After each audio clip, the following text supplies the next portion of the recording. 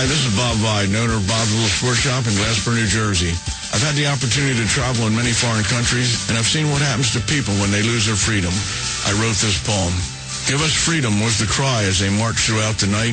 At Concord Bridge in Trenton, for freedom they would fight. To build a nation that would last with peace and liberty, it is a job that's never done if we are to be free.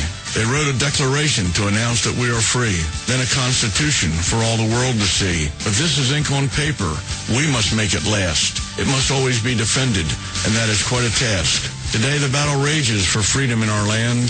To save our Constitution, we all must take a stand. We must stand up for freedom in our actions every day, and you can stand up with us. Join the NRA. This is Bob Biden of Bob's Little Sports Shop in Glasper, New Jersey. You may call us at area code 856-881-7575 or visit us online at bobslittlesportshop.com. What does it take to be the leader in production systems technology? To be the one company that solves production problems at any plant, for any product, and with any technology? It takes a 30-year record of success. It takes total mastery of complex technologies with a history of delivering success every time, without fail. Only one company can claim that high ground in manufacturing line optimization, data automation, and systems integration, and that's Philadelphia Control Systems. In factories worldwide, Philadelphia Control Systems programs, software, and engineering solutions deliver optimal performance and output flow with a record that can't be matched. Any plant, any product, any technology. Philadelphia Control Systems, the leader in production automation since 1982.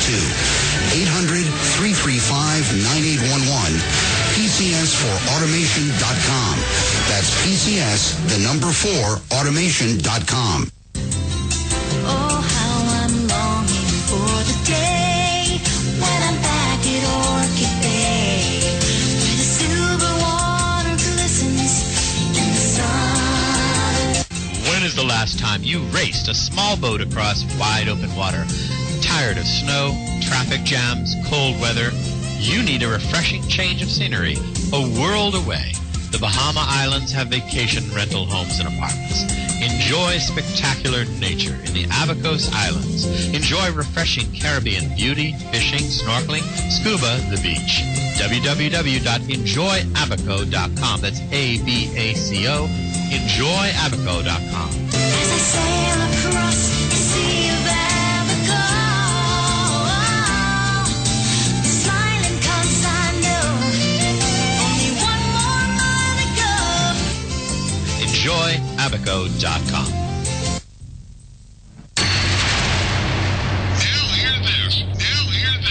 Man your battle stations. The Obama attack on our Constitution continues. Log on to INRASuperPAC.com and join J.D. Bonnier and Christina Lamb and hundreds of Reagan conservative commandos who demand our country return to its founding documents and principles. We are part of the nation's oldest and largest GOP volunteer organization, the National Federation of Republican Assemblies. We register voters, endorse conservative candidates, and dig deep to give you the truth on the big issues. We are fighting to do what Lincoln proclaimed 150 years ago. Let the people know the facts and the nation will be free. Help support the Conservative Commando Radio Show with your donation today. Log on to INRASuperPAC.com. INRASuperPAC.com. Now hear this. Man your battle stations.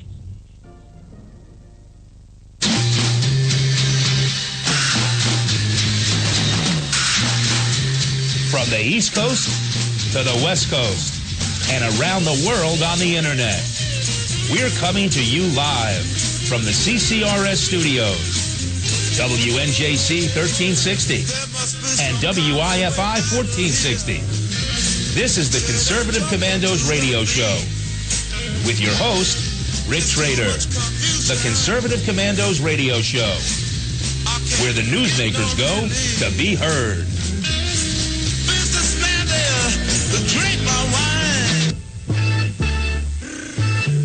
You can call the Conservative Commandos Radio Show at 856-227-1360. Your opinion counts at 856-227-1360. This is Congressman Alan West, and you're listening to the Conservative Commando Radio Show.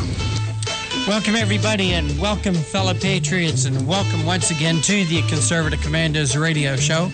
I'm Rick Trader, coming to you live from the CCRS studios, that of WNJC 1360 in Philadelphia, our flagship station. The way we do Monday through Friday from 3 to 5 p.m. Eastern Time, and around the world on the internet via our internet broadcast partners, CPRWorldwideMedia.com, PatriotsRide.org, and VigilantLibertyRadio.us. And joining me today as my co-host du jour on this very, very rainy day here on the East Coast is Anna Little. Anna, welcome to the Conservative Commandos Radio Show. Glad to be with you, Rick, and happy Friday. And a happy Friday to you, too. Well, Anna, I take it you're warm and safe and dry on this very, very rainy day. I am doing just fine. As a matter of fact, I've been running around today playing my role as mother to my now newly 17-year-old daughter who's going to junior prom this evening. Well, congratulations to her, and also congratulations to your older daughter on completing her high school education.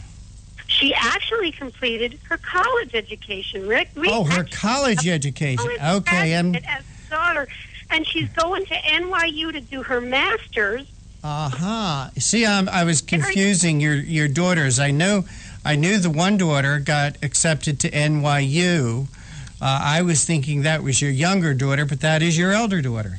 That's my older daughter. That's right. And we are actually very, very excited. We're just buzzing in our house with so much to talk about these days.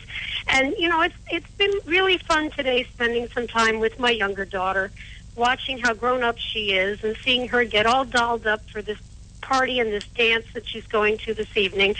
And it's local, which makes me very happy. I don't have to worry about them traveling on the roads. So I can do that part myself. And they're just a 5-minute ride from the house. So, well, that's great. Yeah. So it's going to be a fun night for them, and I don't have to worry too much. There you go. And it's a shame they didn't have a little bit better weather, but that's life. Life is not fair. That's just how life is. But if you meet my daughter and her boyfriend, they are not fazed by things like this. They know what they can control and what they can't. And they're just excited to be together and to be all dressed up and to go and have a good time. So, well, Anna, speaking of a good time, we got a great show lined up for our listeners today. Should we run down our guests? Or not run them down, but go over the line. We surely don't want to run them down or anybody, but except maybe the Democrat Party and the liberals will run them down. But we certainly would do that. Not in a literal sense, right? Yeah, all right, you got me. Just in a literal sense. Right. We'd be better off if we could just open their heads and adjust their knobs a little bit. That would make that would work too. But yes, it would, but I don't think that's likely. No, not likely. So, Anna, who are you going to be speaking with today? Well, at the 3:35 segment, I'm very excited to speak with Marlo Lewis. Marlo Lewis Jr. is a senior fellow at the Competitive Enterprise Institute.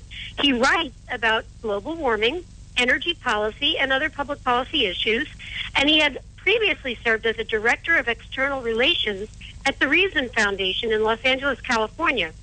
He did also serve in the past as the staff director of the House Governmental Reform Subcommittee on National Economic Growth, Natural Resources, and Regulatory Affairs. So I really think we have a wealth of knowledge to learn from Marlo Lewis, and we're hoping he's going to talk to us about the EPA and how EPA's ability to merely change their regulatory rules on a whim, how they're actually able to be a super legislative body out of the control of the people. And he specifically wants to talk about whether the EPA's carbon pollution rules will effectively implement the defunct Waxman-Markey bill, which was actually rejected by Congress. So this is a very prime example of the kind of circumvention of the law that the EPA is capable of accomplishing. Anna, that Waxman-Markey law you were talking about, is that the cap and trade bill? I believe I don't believe it's the actual cap-and-trade bill. I know cap-and-trade certainly plays a factor in the implementation here, but I believe it was setting energy standards. I mean, I did look into this prior to getting on to the show today. And, I think we're going to be needing to hear from Marla Lewis on exactly how this all fits together, because it is very technical. But it seems that the EPA, by changing the language in one or maybe a few of its own regulations, without checking with Congress and without checking with we the people, can actually take the Waxman-Markey, it says it's a cap-and-trade bill, can actually put it in effect when it didn't pass muster through the vote in Congress. And there is this taxation element that occurs when the EPA is successful, or if and when the EPA is successful in accomplishing this. I believe the whole thing, in my opinion, ought to be unconstitutional, and I'm hoping that Marlo Lewis is going to help us with the detail we need, as he's much more of an expert on this than you and I are, Rick. But we the people have got to be well informed as to how these kinds of bodies like the EPA function, and why it is we need to be objecting to the power that these autonomous or semi-autonomous organizations have to affect the economy in this country, and certainly the legislation that affects the economy. Well, at 4 o'clock, I'm going to be speaking with Michael Chapman. Michael is with CNSnews.com. He's been there since 2007. Prior to that, he worked as a writer for the McLaughlin Group and an associate editor for Consumers Research magazine. Michael's going to be joining us to talk about a couple articles that he's written recently. One, Darrell Issa subpoenas John Kerry again, barring executive privilege. State Department must comply with the subpoena. So this is all over Benghazi. This is all over Darrell Issa and the Congressional Committee that would like to question John Kerry, our present Secretary of State, not just about Benghazi, but about the emails that have been subpoenaed. Some have been delivered.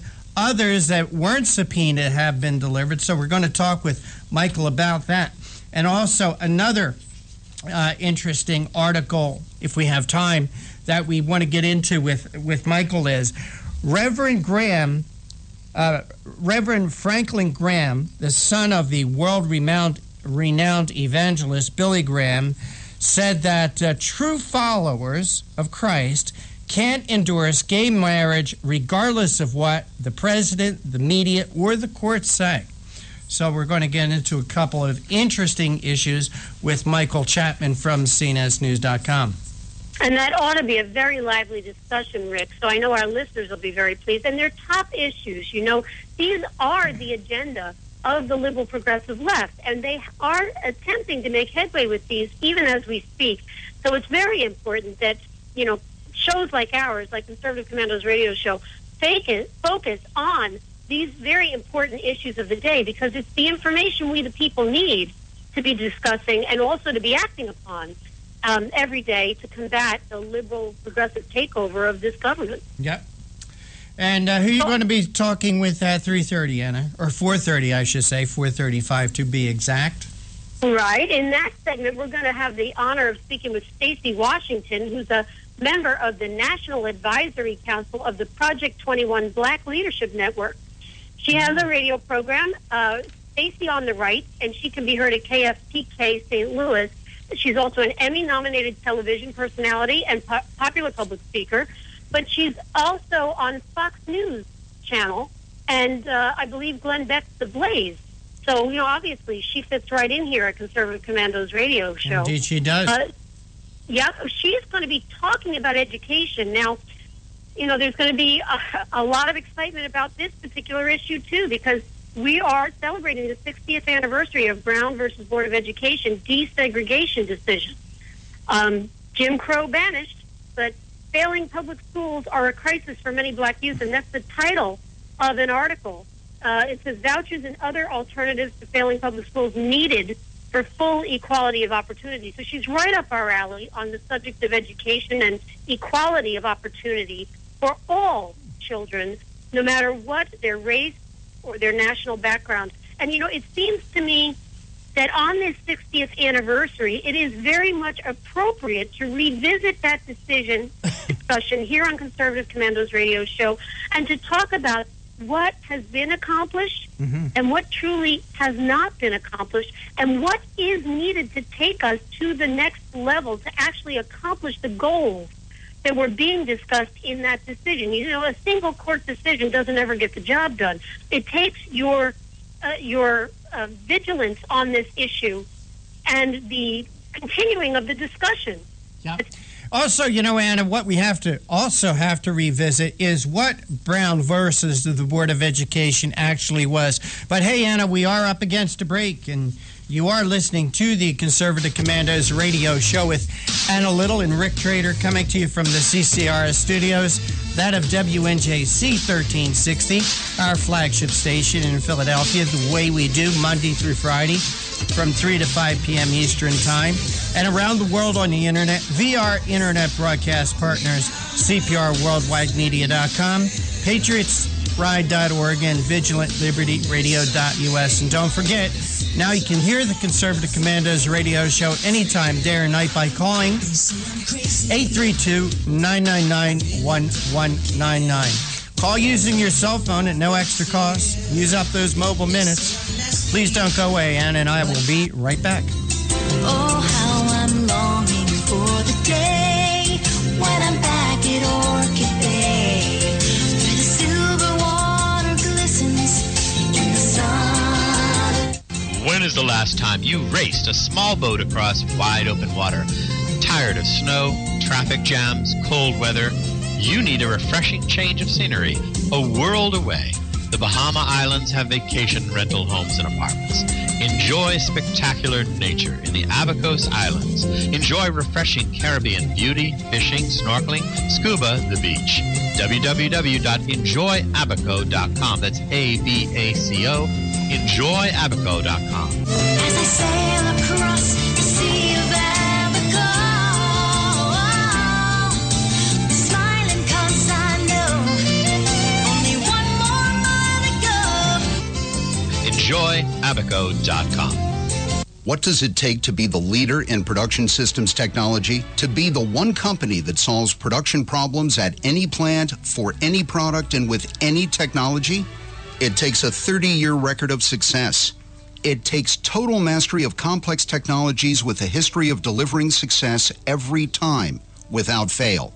Only one company can claim that high ground in manufacturing line optimization, data automation, and systems integration, and that's Philadelphia Control Systems. In factories worldwide, Philadelphia Control Systems programs, software, and engineering solutions deliver optimal performance and output flow with a record that can't be matched. Any plant, any product, any technology. Philadelphia Control Systems, the leader in production automation since 1980. 800-335-9811, PCS4automation.com. That's PCS4automation.com. Hi, this is Bob Vide, owner of Bob's Little Sports Shop in Glasper, New Jersey. I've had the opportunity to travel in many foreign countries, and I've seen what happens to people when they lose their freedom. I wrote this poem. Give us freedom was the cry as they marched throughout the night. At Concord Bridge in Trenton, for freedom they would fight. To build a nation that would last with peace and liberty, it is a job that's never done if we are to be free. They wrote a declaration to announce that we are free, then a constitution for all the world to see. But this is ink on paper. We must make it last. It must always be defended, and that is quite a task. Today the battle rages for freedom in our land. To save our Constitution, we all must take a stand. We must stand up for freedom in our actions every day, and you can stand up with us. Join the NRA. This is Bob Viden of Bob's Little Sports Shop in Glasper, New Jersey. You may call us at area code 856-881-7575 or visit us online at bobslittle.sportshop.com. You can call the Conservative Commandos Radio Show at 856-227-1360. Your opinion counts at 856-227-1360. This is Congressman Alan West, and you're listening to the Conservative Commando Radio Show. And welcome back to the Conservative Commandos radio show with Anna Little and Rick Trader, coming to you live from the CCRS studios, that of WNJC 1360, our flagship station in Philadelphia, on this very rainy Friday afternoon. And if you'd like to hear a rebroadcast of today's show at 10:10 this evening Eastern Time, please log on to patriotsride.org. That's patriotsride.org. And if you'd like to hear a rebroadcast of today's show on Monday afternoon, the place for that is at vigilantlibertyradio.us. And don't forget, you can listen to our show now anytime, day or night, regardless of where you are, as long as you have a telephone and or cell phone reception, by calling 832-999-1199, and you can join the John Mosley exercise team on that one. Don't forget, check out our websites, conservativecommandosradioshow.com and ccrshow.com. Two different sites, different information on each one of them. So, Anna Little, what is on your radar screen this day, my friend? Well, you know, I've always been interested, Rick, in the Ukraine and in Benghazi, and we have got some developments today on Benghazi that are enough to make your head spin. I mean, I'm looking at titles right now. Let me see if I can cite. One of them is CNN. You know, you've got to take a look at them when they're breaking the news. Right now, at least 12 people were killed. This update was posted at 2:02 p.m. Eastern Standard Time in the United States today. At least 12 people were killed and 91 others were injured in clashes around Benghazi. Libyan state news agency Lana said Friday, meaning today, and they cited local hospitals for that information. This fighting broke out in... Oh, was it caused by a web video, Anna? Was it caused by a web video? No, it is not. As a matter of fact, there's reference made. I got to urge the listeners, because I know we don't have time for me to go through it, all the details here. Please Google Benghazi and read the articles. But it seems that there is an ongoing civil war in Libya, which is being fought right now, today, in Benghazi. I think that's what was going on all along. I think our president knew it. Enough said on that. We've got to watch this, people, because it's ongoing. I'm finding it on the news right here. And we've got Democrats in this, liberal progressive Democrats in this country, saying we don't need another investigation. We don't need another congressional conference on this matter. I got to tell you right now, there is more investigation needed here. There is intelligence that was and is available to those who are making decisions about this, and 4 Americans are dead. And at the rate we're going with this fighting ongoing there in Libya and the way our president likes to take sides, I think we're going to lose more American lives if we, the people, don't stand up right now. See to it that the former decisions were made that lost the lives of those 4 Americans, that those decisions are fully investigated, and that with the outbreak of heavy fighting once again in Libya, in that very city, that gets looked at for what it is, that the truth be told about that, and that we hold our administration's feet to the fire with regard to making decisions going forward in this country of Libya. They are not friends of America. We've got a terrible problem ongoing there. You're right, Anna. There is a terrible problem going on there. And let me just say this, Anna. Just like I say the blood of the 4 dead Americans is on the hands of Barack Obama and Hillary Clinton, I think that any other bloodshed that goes on in Libya is the responsibility of Barack Obama and Hillary Clinton. Why? Because they are the ones, in my opinion, that instigated that problem. That country, Libya, had a ruler. He was a bad guy. He was a really bad guy. His name was Gaddafi. We had to push, the United States, the Obama administration, pushed to have him overthrown, and that was the start of the unrest and the problems in Benghazi. Thank you, Barack Obama, once again, for destabilizing a part of the world, although it wasn't very nice, although the guy leading the country was a really bad guy, but it was stable. Okay? Thanks to Barack Obama, all this is going on. Yeah, and The Guardian, which is one of the articles that was posted today, 9:39 Eastern Daylight Time, Friday, May 16th. That's today. They have said that the attack is led by Khalifa Haftar, who is a former commander of the 2011 uprising that deposed Muammar Gaddafi. And Haftar announced the operation was launched to clear Benghazi of Islamist militias and restore Libya's dignity. What else does it say here? All reserve forces are mobilized, and if we fail today, the terrorists win. So that's his position on this. And hundreds of Benghazi residents had assembled on a flyover to watch the battles around the militia bases as jets and helicopters circled above. This is huge. Mm-hmm. This is not a small battle in a corner of the city. This is huge. And it says earlier this week, the Pentagon announced the deployment of a force of 200 Marines backed by helicopters and vertical takeoff aircraft in Sicily amid growing concerns about Libya's unrest. Wait, Anna, stop. Sorry, stop. You mean read that again one more time? I want to make sure. Earlier this week, the Pentagon announced the deployment of a force of 200 Marines. I assume U.S. Marines. It's the Pentagon, people. Backed by helicopters and vertical takeoff aircraft in Sicily amid growing concerns about Libya's unrest. Well, where are Anna, you mean to tell me they're alerting the military now because of unrest in Libya, but there was nothing that they could do on September 11th, 2012 to save American lives?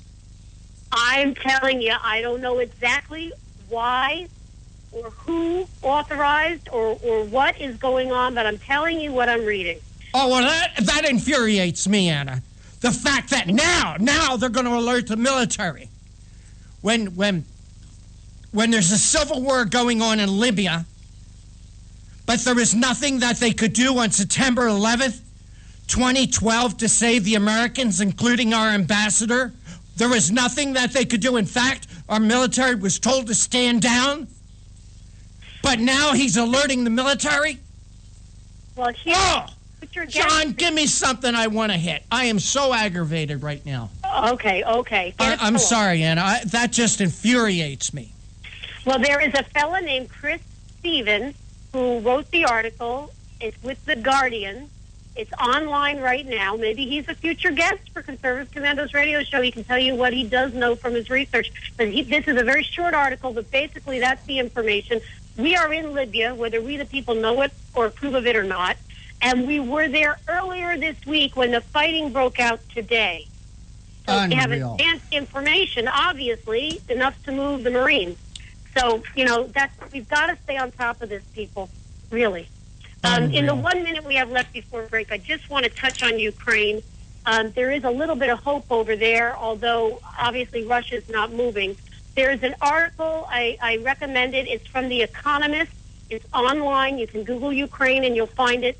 Its date was it says May 17th, so it must be going to be tomorrow. But it says the Ukraine it may very well hold together after May 25th. And I have to say just that and leave you to find out yourself. But they may actually hold all the Crimea together as a single country. So that's hopeful, and you should read more about it. All right. And with that, Anna, we are going to take our next break.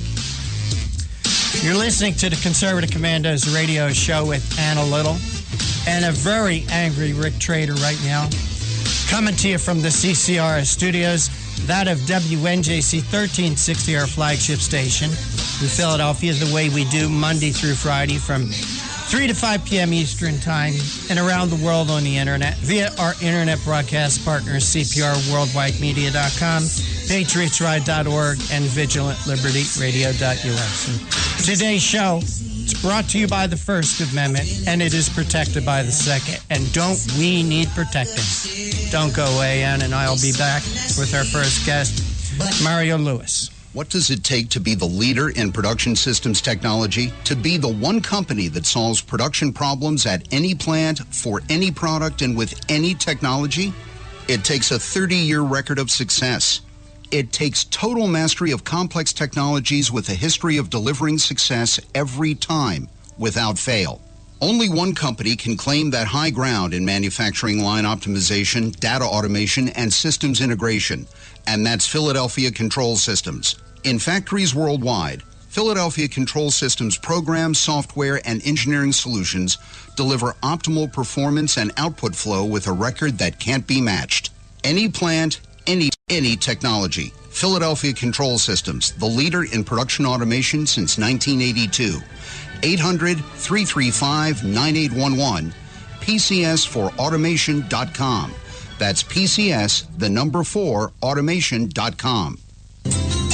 Oh, how I'm longing for the day when I'm back at Orchid Bay, where the silver water glistens in the sun.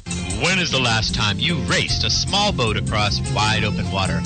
Tired of snow, traffic jams, cold weather? You need a refreshing change of scenery, a world away. The Bahama Islands have vacation rental homes and apartments. Enjoy spectacular nature in the Abacos Islands. Enjoy refreshing Caribbean beauty, fishing, snorkeling, scuba, the beach. www.enjoyabaco.com. That's ABACO. Enjoyabaco.com. As I sail across the sea of Abaco, smiling 'cause I know only one more mile to go. Enjoyabaco.com. Hi, this is Bob Vide, owner of Bob's Little Sports Shop in Glasper, New Jersey. I've had the opportunity to travel in many foreign countries, and I've seen what happens to people when they lose their freedom. I wrote this poem. Give us freedom was the cry as they marched throughout the night. At Concord Bridge in Trenton, for freedom they would fight. To build a nation that would last with peace and liberty, it is a job that's never done if we are to be free. They wrote a declaration to announce that we are free, then a constitution for all the world to see. But this is ink on paper. We must make it last. It must always be defended, and that is quite a task. Today the battle rages for freedom in our land. To save our Constitution, we all must take a stand. We must stand up for freedom in our actions every day, and you can stand up with us. Join the NRA. This is Bob Viden of Bob's Little Sports Shop in Glasper, New Jersey. You may call us at area code 856-881-7575 or visit us online at bobslittlesportshop.com.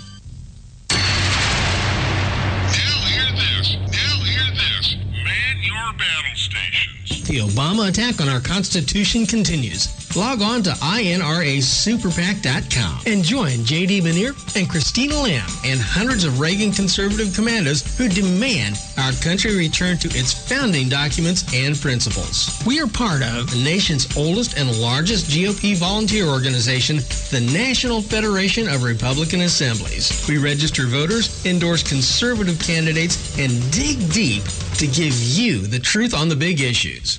We are fighting to do what Lincoln proclaimed 150 years ago. Let the people know the facts and the nation will be free. Help support the Conservative Commando Radio Show with your donation today. Log on to INRASuperPAC.com. INRASuperPAC.com. Now hear this. Man your battle stations. You can call the Conservative Commandos Radio Show at 856-227-1360. Your opinion counts at 856-227-1360. This is Congressman Alan West, and you're listening to the Conservative Commando Radio Show. And welcome back to the Conservative Commandos Radio Show with Anna Little and Rick Trader, coming to you from the CCRS studios, that of WNJC 1360, our flagship station in Philadelphia, the way we do Monday through Friday from 3 to 5 p.m. and around the world on the internet. And if you'd like to hear a rebroadcast of today's show at 10:10 this evening Eastern Time, please log on to patriotsride.org. And with that, Anna, we do have our first guest with us today, and will you please make the introduction? I would be happy to. Listeners, we are honored to be speaking with Marlo Lewis. Marlo Lewis Jr. is a senior fellow at the Competitive Enterprise Institute. He writes on global warming, energy policy, and other public policy issues. Prior to joining CEI, he served as Director of External Relations at the Reason Foundation in Los Angeles, California. God bless him for being there. And during the 106th Congress, Marlo served as Staff Director of the House Government Reform Subcommittee on National Economic Growth, Natural Resources, and Regulatory Affairs. Marlo, welcome to the Conservative Commandos radio show. Well, thank you, Commander Anna. Well, Marlo, we're glad to have you with us. Please tell us, say it's not so, the EPA is making an end run around Congress and the American people again? Well, I think probably all of your listeners know that this is business as usual for the EPA, so it's not like I'm exposing a state secret, but I do have a long blog post up on our globalwarming.org website, which goes into the details of one of the latest EPA end runs, the EPA circumventing the separation of powers. EPA, as you may know, has a regulation that it has proposed. It has taken it a long time to get this thing off the ground. They first proposed it back in March of 2012, but it had all kinds of legal problems, so they put it on the shelf, and then they recycled it in September of 2013, but then it took them 4 months to publish it in the Federal Register, and it's only after that the public gets to comment on it. And so the comment period recently closed. Anyway, this thing is called they call it the Carbon Pollution Rule, or the Carbon Pollution Standard, which is a little bit Orwellian because carbon dioxide is not an air pollutant. It is a greenhouse gas, but so is water vapor. Nobody calls that an air pollutant. But anyway, this would set the first carbon dioxide reduction requirements ever for power plants, and it's for new power plants. And what I noticed about this thing, I noticed three big things about this. I can stop if you want to interject a question here before I continue. Well, no, I think you should go ahead and continue. The one comment I think we should go back and just touch on, this Waxman-Markey bill, is this the cap-and-trade bill? That's the one that we all demonstrated against, and then it was voted down in Congress. Is that right? That's the very same. Yeah. The point that I made in this post is that in this rule and the successor rules that EPA is one of them is coming out in June. But over time, EPA could turn these carbon rules into the three pillars of the defunct Waxman-Markey bill. In other words, they could enact the bill that died in 2010, and over which 29 Democratic House members lost their seats. The Waxman-Markey bill had a cap-and-trade program, and it barely passed in the House and then instantly became politically radioactive when people exposed it. Talk radio hosts, groups like ours, conservative activists exposed it as cap and tax. This is a self-energy tax. And so then it went nowhere in the Senate, and in the November 2010 elections, 29 House members who voted for this bill, the Waxman-Markey cap and trade bill, lost their seats. Now, what I point out here is that one of the provisions of the defunct Waxman-Markey bill was a performance standard, as it's called, for carbon dioxide emissions from new coal power plants that are virtually identical to the ones in this EPA rule. And just, surprise, surprise, no commercially viable coal power plant could meet this standard. So the standard basically was designed to kill the future of coal generation of electric power in this country. It was a de facto ban then on investment in new coal generation. And so it was what you might also call a fuel switching mandate. In other words, if you're a utility and you're thinking of building a new coal-fired power plant, you look at this regulatory requirement and say, I can't possibly afford to do this. It'll bankrupt me, so I'm going to fuel switch and build a natural gas plant instead. So that's what this particular rule does. Now, the successor rule is the one that's coming out in June, and that's for existing power plants. This one that is already on the table is for new power plants. Now, what EPA and everybody knows who's conversant in this field is that you can only get very tiny reductions in existing coal power plants by improving the efficiency of the plants, because they're already about as efficient as they can be. So how do you get big reductions in new coal-fired of CO2 from new coal-fired power plants? Well, you shut them down. Okay, so how do you do that? You do that the Waxman-Markey way, which is you force them into a cap-and-trade program so that you put coal-fired power plants and natural gas plants under a common cap. You make the cap decline over time so that all of the emitters have to reduce their emissions, and you allow them to trade emission permits. Okay, now EPA hasn't released this proposal yet for the existing power plants, but some of the main environmental groups like Resources for the Future and the Natural Resources Defense Council are saying, hey, EPA, you can encourage states to enact cap-and-trade programs for existing power plants in order to achieve these major reductions in coal-generated electricity. And you can do it by editing the terminology of the Code of Federal Regulations. This is a technicality we don't need to go into. But another wrinkle to this is another part of the Waxman-Markey bill was what was called a renewable electricity standard for America. And so that would require utilities to purchase increasing amounts of electricity from wind and solar and other qualifying renewable sources over time, maxing out at something like 20% of all the electricity. Well, 29 states already have these things, but this was an attempt to impose it nationwide. And so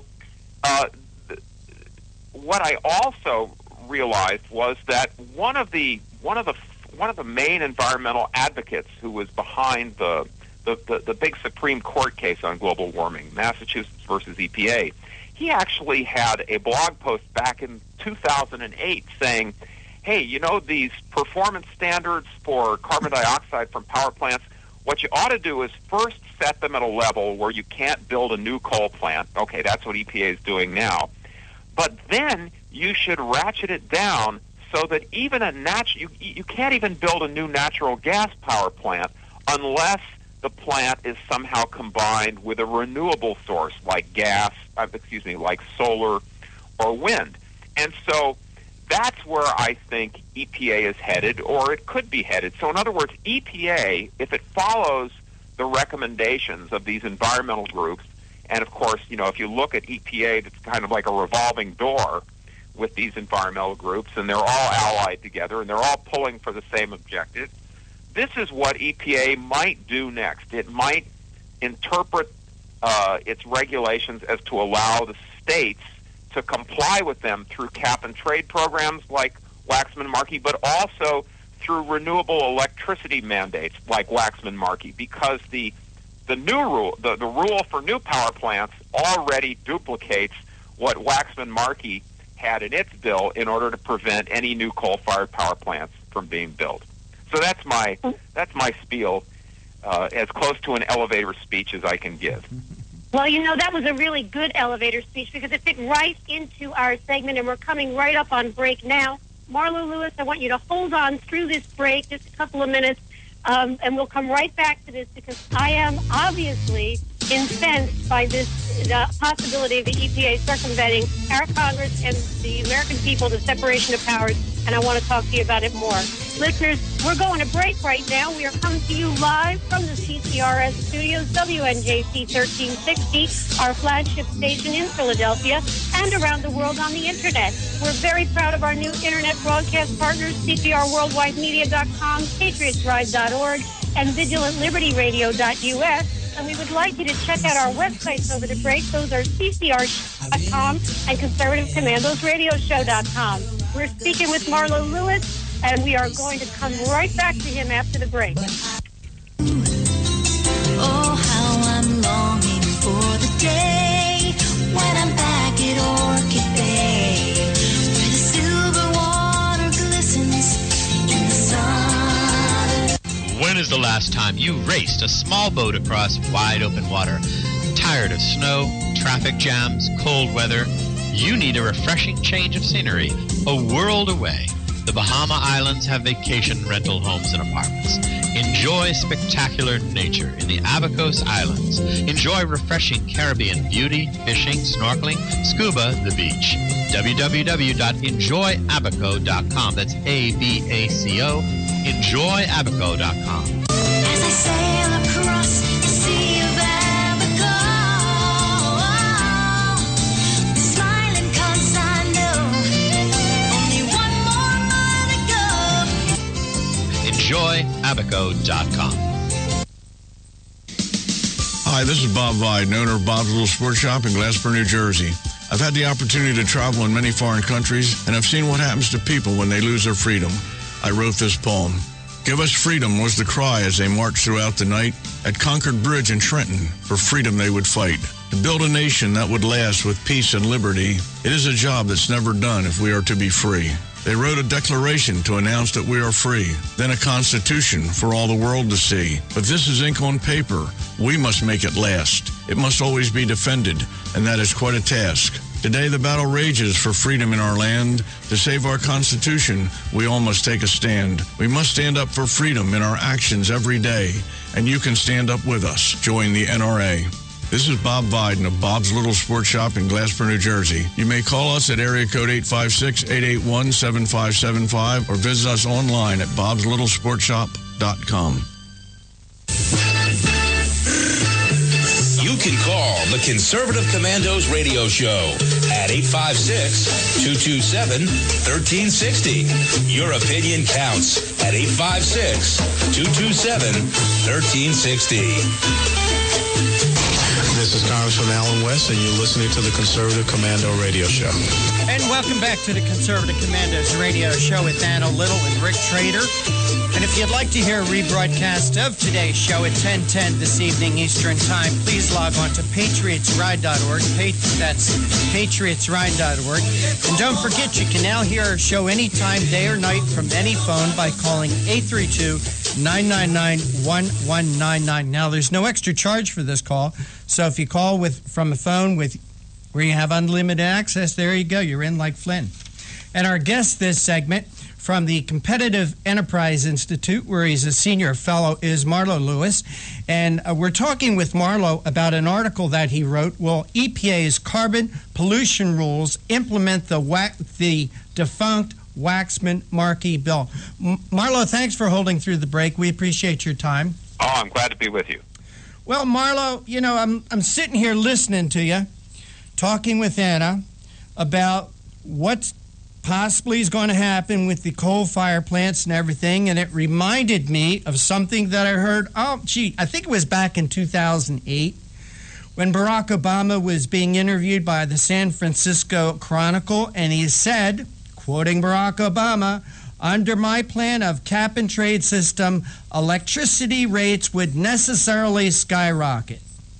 Coal power plants, natural gas, you name it, whatever the plants are, wherever the industry is, they'll have to retrofit their operations, and that will cost them money. They will pass that money on to its customers." Quote Barack Obama. Certainly sounds like he's getting his way one way or another, doesn't it, Marlo? Oh, absolutely. And you absolutely nailed it too.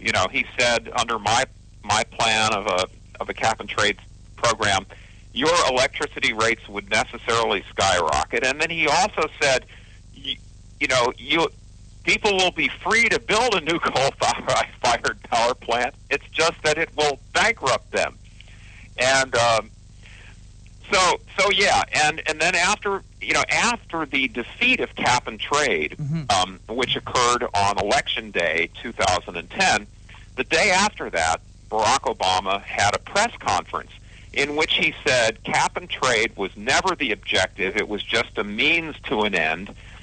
There are other ways of skinning the cat, and I will be looking around for those other ways. And, of course, the main other way is to have EPA act as a super legislature and just enact policies that Congress has never authorized and that would be dead on arrival if it were ever introduced as a bill. I mean, can you imagine when the Congress passing a law, or both chambers of Congress passing a law forbidding the construction of a new coal-fired power plant in this country. I mean, the House has already voted several times to overturn this sort of regulation. As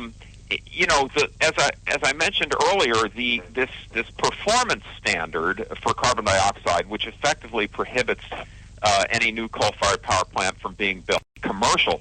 You see, you can meet the standard with something called carbon capture and sequestration, but it makes a new coal-fired power plant as much as 5 times more expensive than an equal-sized natural gas power plant. So it's, again, the choice is you can build it. It'll bankrupt you, right? Well, Marlo, let me tell you, 5 times the cost to produce power in the state of New Jersey. That's a bargain. Can I tell you why? Because right now, our utility companies are forced by the state of New Jersey to buy energy at a premium rate, solar and wind, and we are paying 16 times the price for the energy coming from those sources as traditional energy. So 5 times, hey, facetiously, that would be a bargain. But Marlo, let me ask you this. Can these rules that are coming out of this dictatorship called the EPA, can future administrations reverse those rules? Let's say America gets its head on straight, gets a real conservative in 2016 in the White House. Also, we have a Republican House and Senate. Can these rules be reversed? Yes. Yeah, that's the good news. There are some rules that are more difficult to, well, actually, let's put it this way. The longer any rule is in place and is actually being implemented and complied with, the harder it is to overturn it, because you have the private sector actually making investments to come into compliance with it. That's one reason why when Senator Inhofe in 2011 tried to overturn the EPA's greenhouse gas regulations, he did not try to overturn the first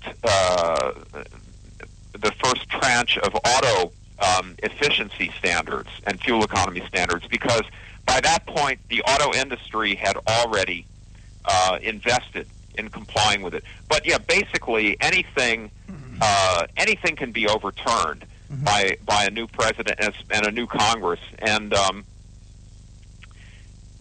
so that's really the solution here, is that the American people need to send more people to Washington who actually believe in the Constitution and honor the separation of powers and think that the business of bureaus, agencies, is to administer the law, not write the law. You know, Marlo, I like to take every opportunity when we have guests like you here on the Conservative Commandos radio show to point out one thing very important. As you said, water is a greenhouse gas, but it is not a pollutant. CO2 is not a pollutant either. In fact, if we didn't have CO2, nothing that grows green on Earth would grow. Well, that's right, and also satellite data and studies have shown unmistakably that rising carbon dioxide concentrations are greening the planet. You know, you hear a lot of claims about how global warming is going to accelerate desertification, turning more and more of the earth into deserts, and by expanding droughts and so on.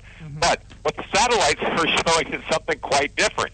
They're showing that in the warm, arid areas of the world, on all continents that have such places, those areas, the green vegetative cover has grown over the last 20 years by an average of something like 11%.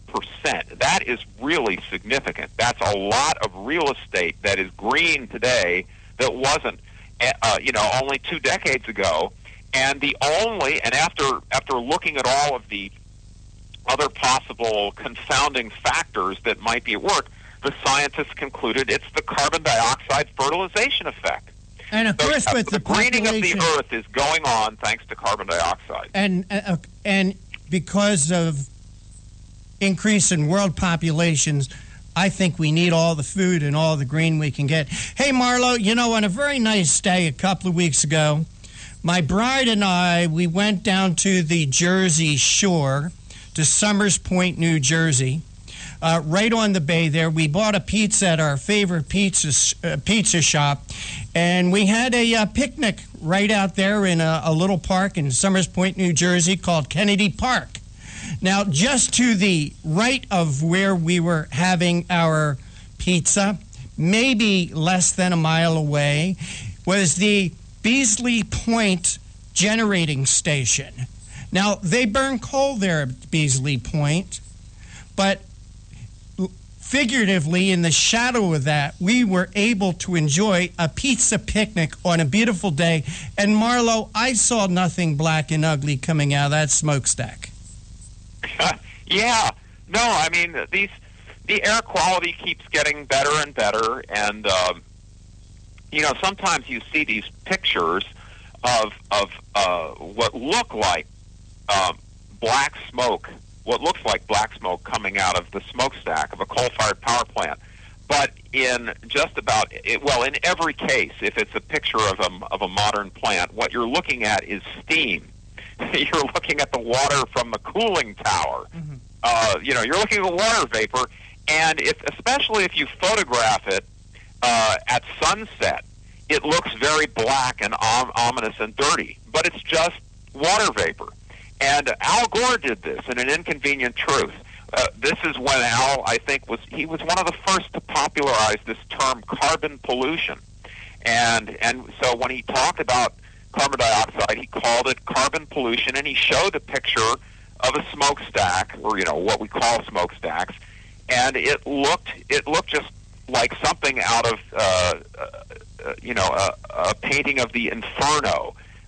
But it was just steam, and it was just, you know, with the, you know, turned into lurid colors by a sunset. Mm-hmm. So you're absolutely right. I mean, these environmental activists so often frighten us, you know, treat us like children, and they parade these hobgoblins or boogeymen, you know, and so carbon pollution is the leading example these days. But the air quality keeps improving, but sometimes you even hear members of Congress, like the late Senator Lautenberg, for example, in one of the big global warming policy debates, he actually argued, and I wrote a blog on this at the time, it goes back a couple of years, that the reason why we have to curb carbon dioxide emissions is that one of his, I think it was his nephew, had asthma. And so he confused carbon dioxide with you know, ozone or whatever it was that he thinks was the cause of the asthma. Although that too is, you know, as ozone, as there are air pollutants out there that do irritate the lungs, but the paradox there is that as asthma rates in children have increased as emissions of those substances and atmospheric concentrations have declined. So to the extent that there's... Marlo, I hate to interrupt, but we're going to have to go in about 30 seconds. Okay. And I did want to give you an opportunity for you to give the website of CEI and where people could go to follow your writings and also to read your latest article. Okay, well, the best place to keep track of my endeavors is globalwarming.org. One word, globalwarming.org. Marlo Lewis, I want to thank you so much for joining us here on the Conservative Commandos radio show. And by the way, when you have water vapor looking dark, you know, so do clouds. When the cloud is between you and the sun, but when you're between the sun and a cloud, it's always bright and sunny. Clouds are right. That's absolutely right, Rick. Here's the proof. Hey, Marlo, thank you so much for joining us today. Well, thank you. Thank Anna. Take care. God bless. Bye. Going to take a break. You're listening to the Conservative Commandos radio show with Anna Little and Rick Trader. And don't forget, you can hear our show anytime by calling 832-999-1199. Use your cell phone, no extra cost. Be right back. What does it take to be the leader in production systems technology? To be the one company that solves production problems at any plant, for any product, and with any technology? It takes a 30-year record of success. It takes total mastery of complex technologies with a history of delivering success every time, without fail. Only one company can claim that high ground in manufacturing line optimization, data automation, and systems integration, and that's Philadelphia Control Systems. In factories worldwide, Philadelphia Control Systems programs, software, and engineering solutions deliver optimal performance and output flow with a record that can't be matched. Any plant, any product, any technology. Philadelphia Control Systems, the leader in production automation since 1982. 800-335-9811. PCS4automation.com. That's PCS, the number 4, automation.com. Oh, how I'm longing for the day when I'm back at Orchid Bay, where the silver water glistens in the sun. When is the last time you raced a small boat across wide open water? Tired of snow, traffic jams, cold weather? You need a refreshing change of scenery, a world away. The Bahama Islands have vacation rental homes and apartments. Enjoy spectacular nature in the Abacos Islands. Enjoy refreshing Caribbean beauty, fishing, snorkeling, scuba, the beach. www.enjoyabaco.com. That's ABACO. Enjoyabaco.com. As I sail across the sea of Abaco, smiling 'cause I know only one more mile to go. Enjoyabaco.com. Hi, this is Bob Viden, owner of Bob's Little Sports Shop in Glassboro, New Jersey. I've had the opportunity to travel in many foreign countries, and I've seen what happens to people when they lose their freedom. I wrote this poem. Give us freedom was the cry as they marched throughout the night. At Concord Bridge in Trenton, for freedom they would fight. To build a nation that would last with peace and liberty, it is a job that's never done if we are to be free. They wrote a declaration to announce that we are free, then a constitution for all the world to see. But this is ink on paper. We must make it last. It must always be defended, and that is quite a task. Today the battle rages for freedom in our land. To save our Constitution, we all must take a stand. We must stand up for freedom in our actions every day, and you can stand up with us. Join the NRA. This is Bob Viden of Bob's Little Sports Shop in Glassboro, New Jersey. You may call us at area code 856-881-7575 or visit us online at bobslittlesportshop.com.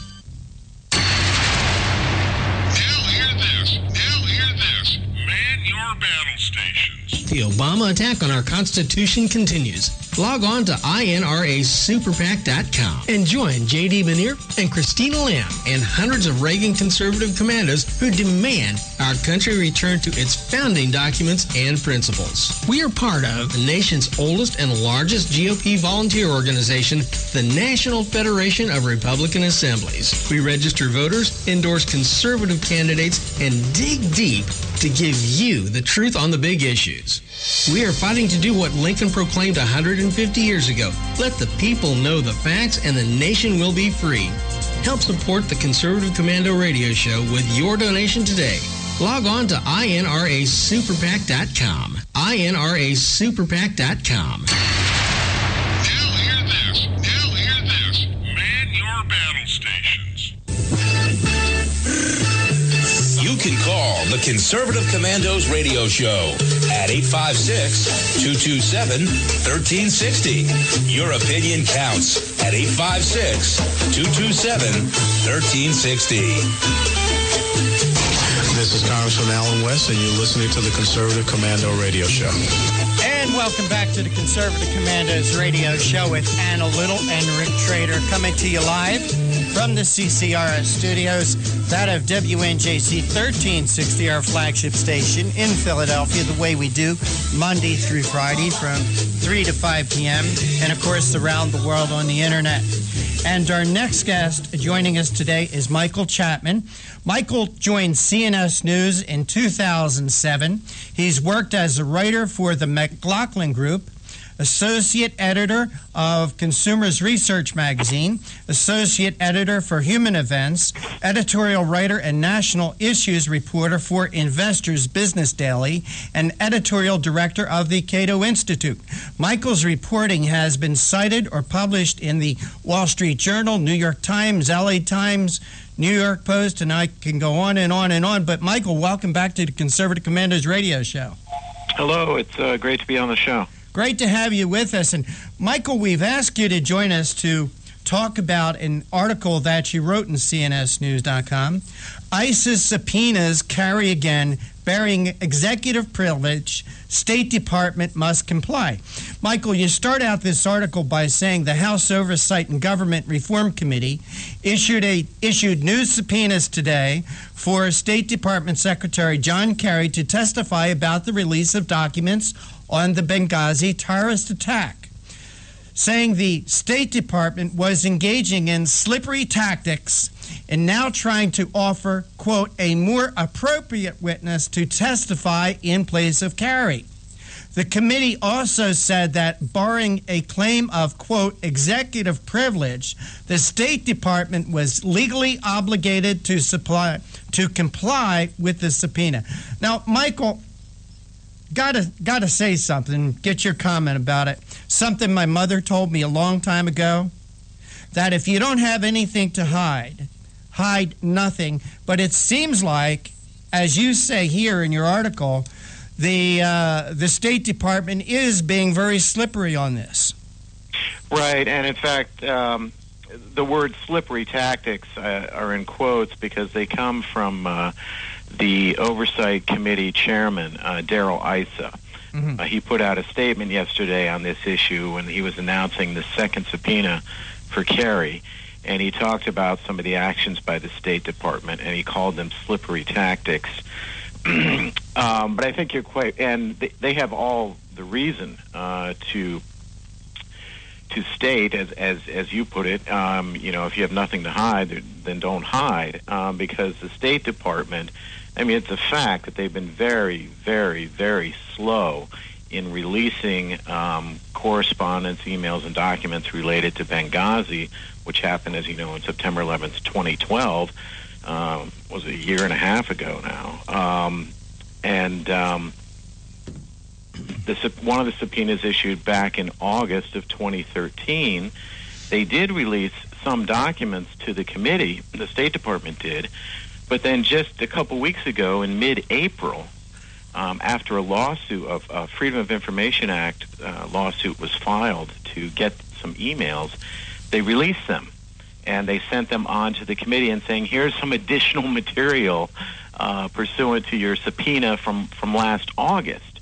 And that raised a whole bunch of red flags, and as you probably know the reports, one of the emails, or a couple of the emails that they uncovered show that a White House National Security Advisor, Ben Rhodes, was emailing talking points, basically, about the so-called, Muslim video, which was their talking point right after the attack on September 11th, 2012. They were pushing this line that this was all started by a video. Well, that email was not included. They didn't include that in the original. So Darrell Issa yesterday, in his subpoena for Kerry to come and testify, he mentioned this fact again as part of the reason why he's saying that the State Department is engaging in slippery tactics. Michael, these additional documents, these additional emails that were released, will the truth come out about these emails, about these additional emails, about what happened in Benghazi, or were they released actually to bury the documents, the relevant documents? Well, that's... in other words, you're throwing so much stuff up against the wall, it's going to cover something up.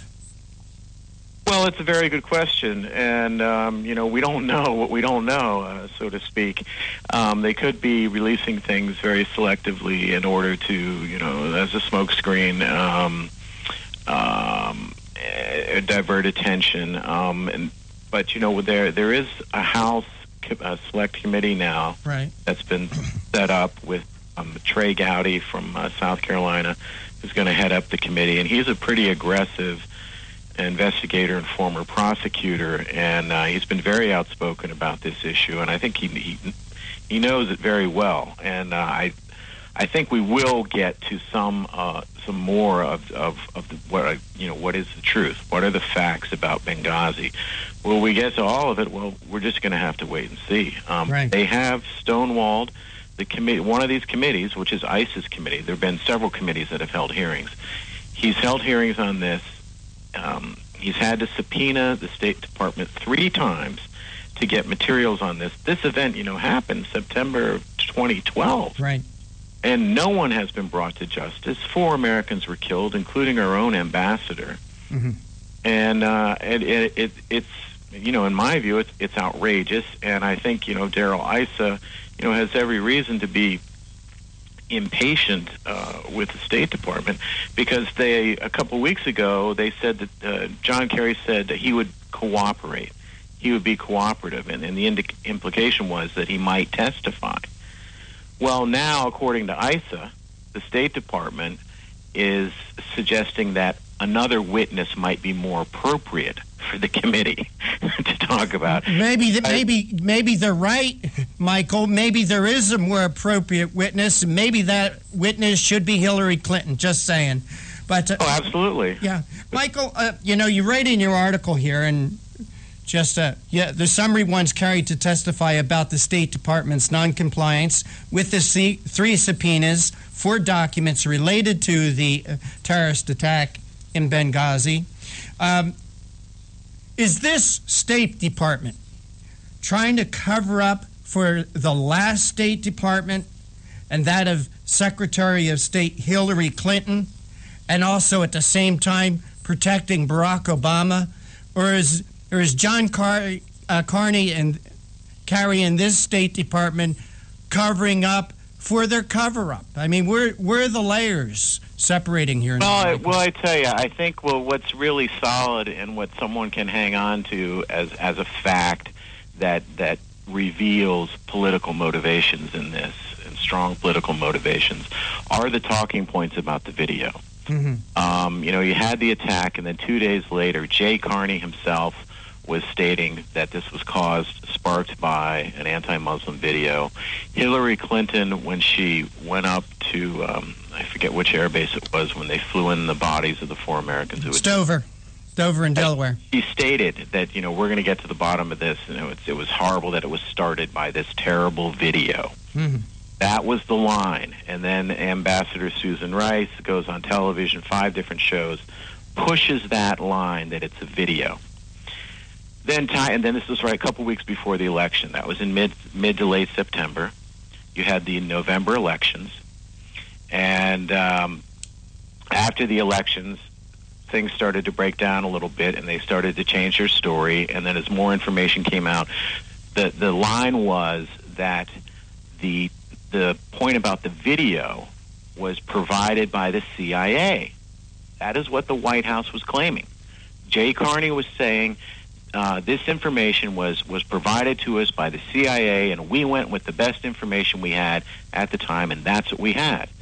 Well, after that went by, they subsequently discovered that no, the CIA documents that were sent over to the White House for them to talk about this issue, they never mentioned a video at all, ever. In fact, didn't the director of the CIA come out and say, no, we didn't say anything about a video? Absolutely, he did. It's on the record. So, I mean, there is a fact. And then you have this email from Ben Rhodes, National Security Advisor, that was finally released on April 17th of this year because of this Freedom of Information Act lawsuit. Right. That email shows that he was emailing folks at the White House and telling them, pushing this video line. In fact, one of the emails to Susan Rice mentions the video 5 times. So if you want to look at evidence of a political motivation, there is solid, hard copy, documented evidence that they were trying to spin this to a video and away from the president's foreign policy. Because, of course, last fall, going into the election, President Obama said, we've got al-Qaeda on the run. We need now to focus more on domestic issues. The foreign policy, the terrorism stuff is out of the way. Then all of a sudden we had this terrible attack in Benghazi. Even though they had lots of information about it, we found out afterwards they had lots of information about a possible attack. People get killed. It's a terrible situation. And then they spin it. And now you have solid evidence that, well, at least in this one area, there was definite political motivation. So to get back to your question of a cover-up, I think it's fair to say that they delayed the release of a lot of these emails because they show that the video talking point came from the White House. It did not come from the CIA, and now they're caught in a lie. Hey, Michael, we got to go to a break. Could you hold on for just 2 minutes through our breaks? All right, we are going to take a break right now. And you are listening to the Conservative Commandos radio show with Anna Little and Rick Trader, coming to you live from the CCRS studios, that of WNJC 1360, our flagship station in Philadelphia, as we do Monday through Friday from 3 to 5 p.m. Eastern, and around the world on the internet via our internet partners, CPRWorldwideMedia.com, PatriotsRide.org, VigilantLibertyRadio.us, and don't forget, you can now hear the Conservative Commandos radio show anytime, day or night, from any phone by calling 832-999-1199. We're talking with Michael Chapman from CNS News, talking about Darrell Issa issuing subpoenas for John Kerry. Be right back. Oh, how I'm longing for the day when I'm back at Orchid Bay, where the silver water glistens in the sun. When is the last time you raced a small boat across wide open water? Tired of snow, traffic jams, cold weather? You need a refreshing change of scenery, a world away. The Bahama Islands have vacation rental homes and apartments. Enjoy spectacular nature in the Abacos Islands. Enjoy refreshing Caribbean beauty, fishing, snorkeling, scuba, the beach. www.enjoyabaco.com. That's ABACO. Enjoyabaco.com. As I sail across the sea of Abaco, smiling 'cause I know only one more mile to go. Enjoyabaco.com. Hi, this is Bob Vide, owner of Bob's Little Sports Shop in Glasper, New Jersey. I've had the opportunity to travel in many foreign countries, and I've seen what happens to people when they lose their freedom. I wrote this poem. Give us freedom was the cry as they marched throughout the night. At Concord Bridge in Trenton, for freedom they would fight. To build a nation that would last with peace and liberty, it is a job that's never done if we are to be free. They wrote a declaration to announce that we are free, then a constitution for all the world to see. But this is ink on paper. We must make it last. It must always be defended, and that is quite a task. Today the battle rages for freedom in our land. To save our Constitution, we all must take a stand. We must stand up for freedom in our actions every day, and you can stand up with us. Join the NRA.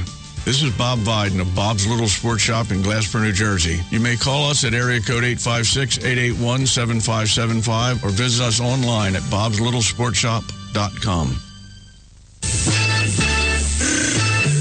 You can call the Conservative Commandos radio show at 856-227-1360. Your opinion counts at 856-227-1360.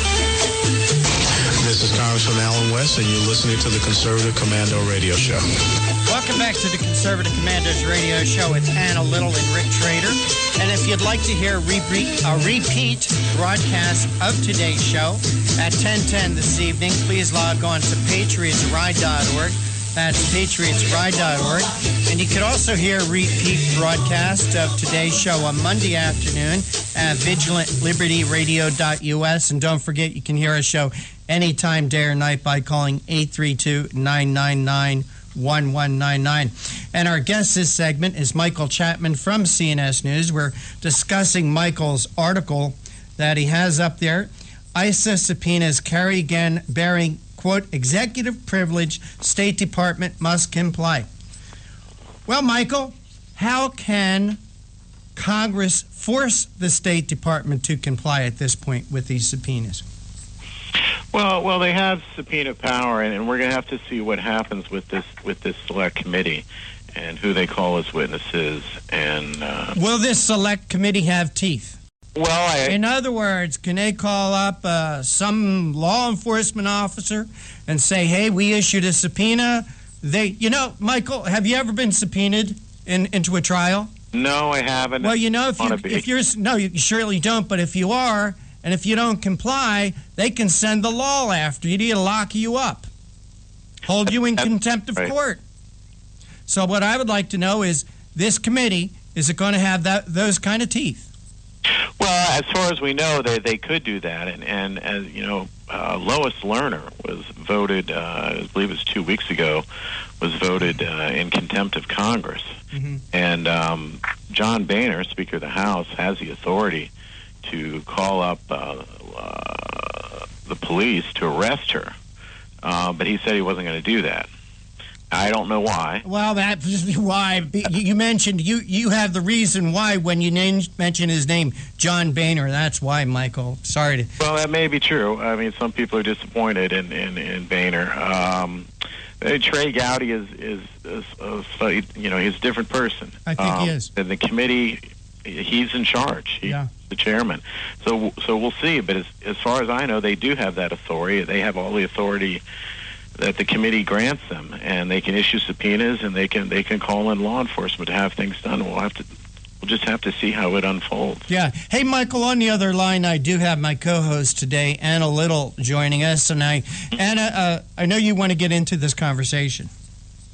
Well, I certainly do, Rick. It's one of those issues that I like to follow, and that I think we really do, as we the people, have to address, because we've got obviously our government that's misleading us and telling us untruths. That's a fancy word for a lie. But as of today, and I would like to bring this to you, Michael, and I'll give you a little background because it's very, very new information. As of today, the heaviest fighting in Libya since the Arab Spring Revolution broke out actually has occurred today, Friday, in Benghazi. Airstrikes pounded militia bases at dawn, and 6,000 troops converged on the city, storming a series of bases and checkpoints. So it's not a small fight. It's a big mobilization. This comes from The Guardian, and it was posted Friday, May 16th, today at about 9:30, about 20 to 10 in the morning, Eastern Daylight Time. So this is going on as we speak. The remarkable part about this article is not so much that there's fighting in Libya. We know there's fighting in Libya. There's been fighting since the Arab Spring. Okay, it's intensified today. But, the guy that's leading it is Khalifa Haftar, who was the former commander of the 2011 uprising that deposed Muammar Gaddafi. Libya's government is insisting that this operation has no official sanction, but Haftar is saying he's trying to rid the country of Islamists and their allies. And, of course, they do have a new prime minister recently elected earlier this month. The opponents to that prime minister are claiming fraud. Okay. But earlier this week, Michael, the Pentagon announced the deployment of a force of 200 Marines, backed by helicopters and vertical takeoff aircraft, in Sicily amid growing concerns about Libya's unrest. The question is, if there was nothing we could do to save the 4 dead Americans in Benghazi when our own embassy was being attacked, how is it we're able to mobilize 200 Marines earlier this week for something that's just occurring today? Well, it's a very good question. And I would strongly suggest that you send that off to the special committee and have them ask it. No, it's a very good question, because there were even CIA officials in Tripoli who I think had ordered a plane and were ready to go. And then, of course, the claim was made, well, they never would have made it in time. Well, they didn't know how long the terrorist attack was going to last in Benghazi. So the idea that, we should have... these 200 Marines earlier this week for something that happened today. You can't tell me they didn't have advance notice. No, you're absolutely right. You're absolutely right. And that is one of the questions that I would hope that the committee could get to the bottom of. You're quite right, though. Michael, I mean, we can. You are doing a yeoman's job here of keeping this issue alive at a time when Democrats and liberals would like to bury it. And I want to give you some praise for that, because we need leaders like you to keep the focus on this issue. It's been driving me crazy since before the presidential election took place. But, I'm going to turn it back to Rick Trader, our producer at this time. And Anna and Michael, and I'll tell you why this is so important. You're right, Anna, and everything you said. And it's important because of what we have facing us in 2016. It looks like Hillary Clinton is the odds-on Democrat nominee for the White House. And when she ran against Barack Obama in 2008, she ran an ad that said, "Who do you want answering the phone at 3 o'clock in the morning?" Well, you know what? On September 11, 2012, that phone did ring at 3 in the morning in the White House. And if you ask me now, who do you want answering that phone? I don't want Barack Obama answering that phone. I don't want Hillary Clinton answering that phone. I don't want John Kerry answering that phone. Michael, what I'm getting at is I think this is important to show how important elections are, and not beauty contests by electing somebody who's popular. But we need to elect somebody who's going to put America first. Now, people talk about or are relating this to Watergate. Nobody died at Watergate. No one died in the Watergate Hotel because of those break-ins. No one died as a result of Watergate. But 4 Americans died in Benghazi. And as Anna said, right now there's a lot of unrest in Benghazi, and it looks like a lot of other American lives are being put in danger. Michael, that's why I think it's important that we get answers. Well, absolutely, and you have to try to elect the right people on both sides of the fence. People, we're not perfect. But this case, I think, shows that there's a lot of political consideration involved. And with Hillary Clinton, I guess one thing that's very disturbing is, she was the Secretary of State. Why didn't she go on the Sunday news shows? She didn't want to be exposed. Well, exactly. But it's a very telling situation. Michael, I think there's been a deal between Obama and the Clintons, for the past 5 years now. I really think there's been a deal between the two of them. If you remember the primary between Hillary and Obama, there was a lot of animosity there. With Bill Clinton and Obama, there was a lot of animosity there. So Obama gets elected, Hillary becomes Secretary of State, and now everything is nicey-nicey. There's a deal there, Mike. There's a deal there, Michael. Well, there could very well be. But, given Hillary's actions or lack thereof, I think these are questions, and even more questions that I can't even imagine right now, that need to be asked. And, Trey Gowdy has said he wants Hillary Clinton to come into the committee and testify. Mm-hmm. And I hope they pursue that, because I do too. But I say good luck on that one. Hey, Michael, we got to go in about 30 seconds. Could you please give the website for CNS News and how people could follow your writings? Yes, we're at www.cnsnews.com. And we've been online, I think since 1998, 1999. We're one of the first ones, one of the first news websites out there when the internet was first taken off. But you can read us online, and we also have a lot of video reports and audio reports on our site as well. All right. Michael, I want to thank you for joining us today on the Conservative Commandos radio show. Appreciate your time. And guests and listeners, our guest has been Michael W. Chapman. Hey, we got to run. We got it coming up against a hard break. Thank you, Michael. Thank you, sir. Take care. Take care. God bless. And you are listening to the Conservative Commandos radio show with Anna Little and Rick Trader, coming to you live from the CCRS studios, that of WNJC 1360 in Philadelphia, our flagship station. We're here Monday through Friday from 3 to 5 p.m. Eastern. Please join us. Please tell your friends. But you can also listen to us on the internet at CPRWorldwideMedia.com. patriotsride.org, vigilantlibertyradio.us, and now you can hear us from any telephone by calling 832-999-1199. Please don't go away. Anna and I will be right back with our next guest, Stacy Washington.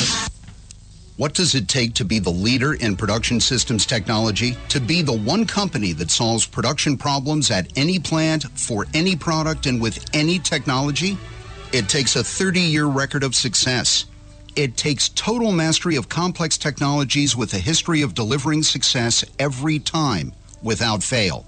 Only one company can claim that high ground in manufacturing line optimization, data automation, and systems integration, and that's Philadelphia Control Systems. In factories worldwide, Philadelphia Control Systems programs, software, and instruments deliver optimal performance and output flow with a record that can't be matched. Any plant, any product, any technology. Philadelphia Control Systems, the leader in production automation since 1982. 800-335-9811, PCS4automation.com. That's PCS, the number 4, automation.com. Oh, how I'm longing for the day when I'm back at Orchid Bay, where the silver water glistens in the sun. When is the last time you raced a small boat across wide open water? Tired of snow, traffic jams, cold weather? You need a refreshing change of scenery, a world away. The Bahama Islands have vacation rental homes and apartments. Enjoy spectacular nature in the Abacos Islands. Enjoy refreshing Caribbean beauty, fishing, snorkeling, scuba, the beach. www.enjoyabaco.com. That's A-B-A-C-O. Enjoyabaco.com. As I sail across the sea of Abaco, smiling 'cause I know only one more mile to go. Enjoyabaco.com. Hi, this is Bob Vide, owner of Bob's Little Sports Shop in Glasper, New Jersey. I've had the opportunity to travel in many foreign countries, and I've seen what happens to people when they lose their freedom. I wrote this poem. Give us freedom was the cry as they marched throughout the night. At Concord Bridge in Trenton, for freedom they would fight.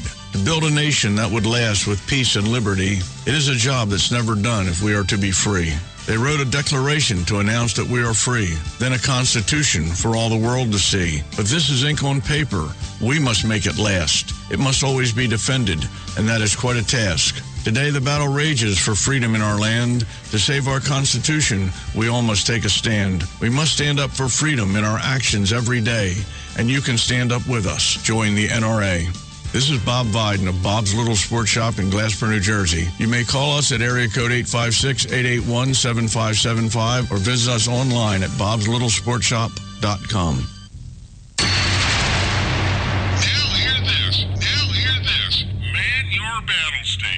The Obama attack on our Constitution continues. Log on to INRASuperPAC.com and join J.D. Manier and Christina Lamb and hundreds of Reagan conservative commandos who demand our country return to its founding documents and principles. We are part of the nation's oldest and largest GOP volunteer organization, the National Federation of Republican Assemblies. We register voters, endorse conservative candidates, and dig deep to give you the truth on the big issues. We are fighting to do what Lincoln proclaimed 150 years ago. Let the people know the facts and the nation will be free. Help support the Conservative Commando Radio Show with your donation today. Log on to INRASuperPAC.com. INRASuperPAC.com. Now hear this. Man your battle stations. You can call the Conservative Commandos Radio Show at 856-227-1360. Your opinion counts at 856-227-1360. This is Congressman Alan West, and you're listening to the Conservative Commando Radio Show. Welcome back, listeners. Welcome back to Conservative Commandos Radio Show. We are coming to you live from our flagship station, WNJC 1360, and around the world on the internet. And in this segment, we have the honor of speaking with our next guest, Stacy Washington. She's a member of the National Advisory Council of the Project 21 Black Leadership Network. She has a radio program, Stacy on the Right, and that can be heard at KFTK St. Louis. She's an Emmy-nominated television personality and popular public speaker. She's a frequent television and radio guest, including a guest of the Fox News Channel and Glenn Beck's The Blaze, where she has actually served as a guest host. She's also guest hosted the popular Dana Loesch radio show, and she's written for Family Events, Conservative Daily News, Town Hall Magazine, and Big Journalism, among others. Stacy, welcome to the Conservative Commandos radio show. Wow, thanks for having me.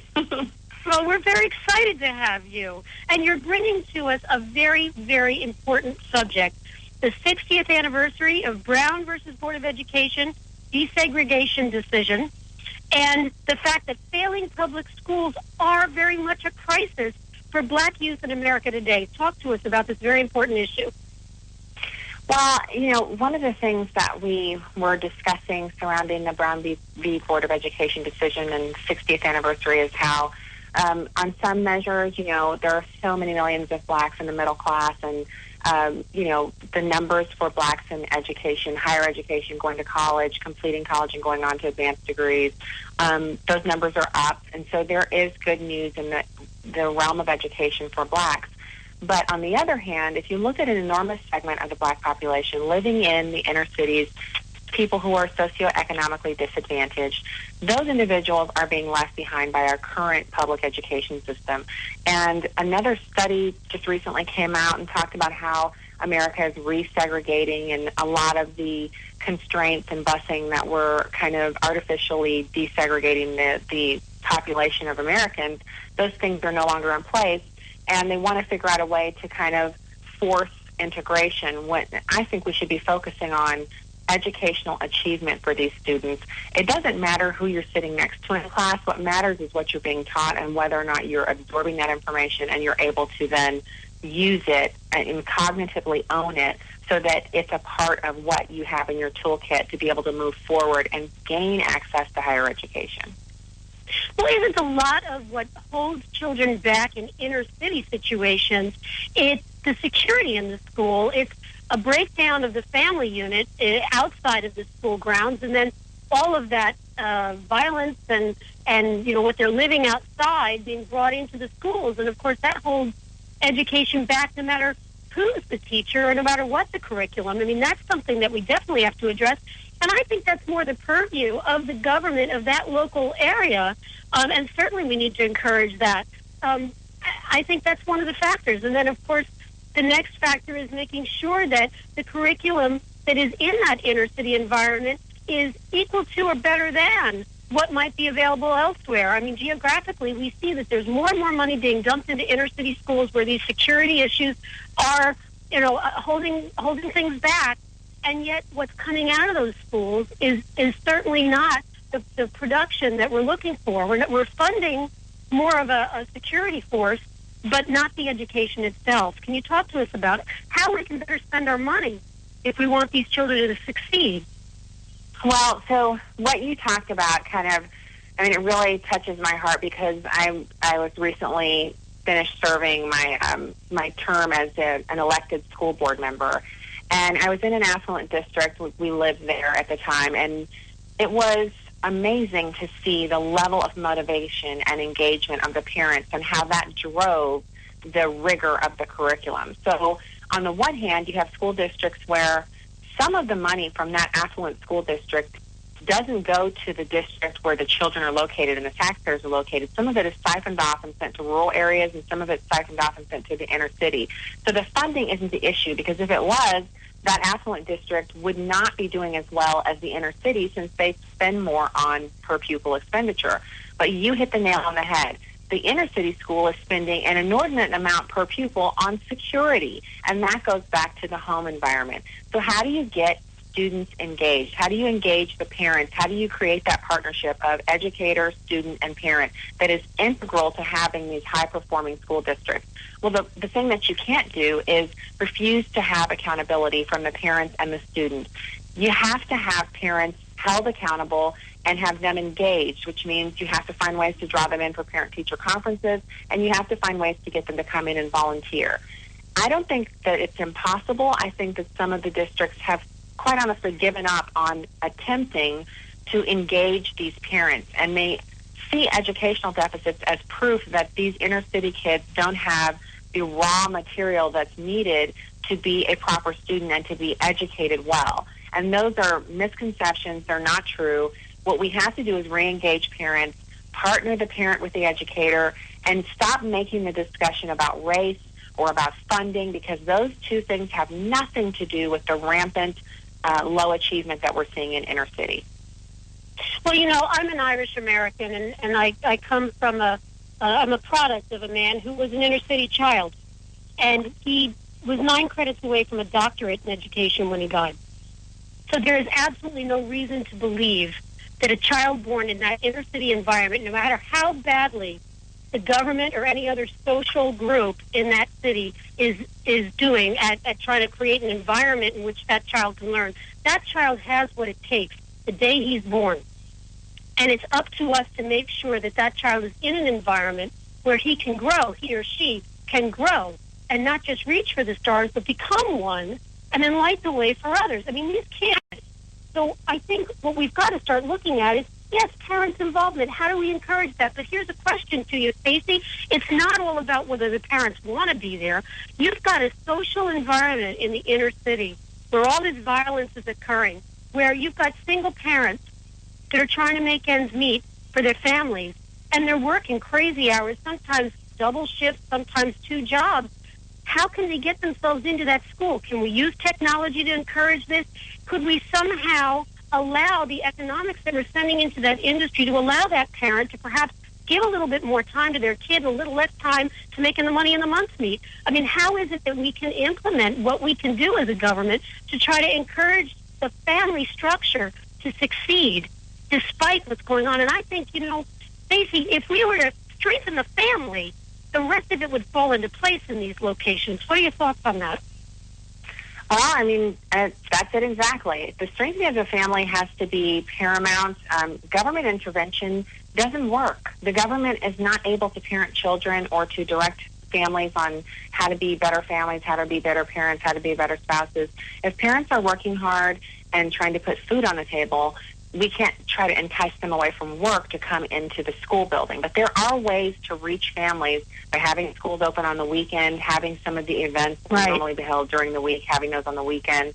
But these are all things that have to be from the school board members and the teachers and the community members, ideas that have to start there. The government can't come from Washington or from the state and kind of come on high and say, look, this is what we need to do, these programs, this is what works. Because it doesn't work. Ideas that you have in a think tank or someplace far away don't work inside of the little town or municipality or inner city neighborhood where the actual problem exists. It has to be addressed from the people who are closest to the problem.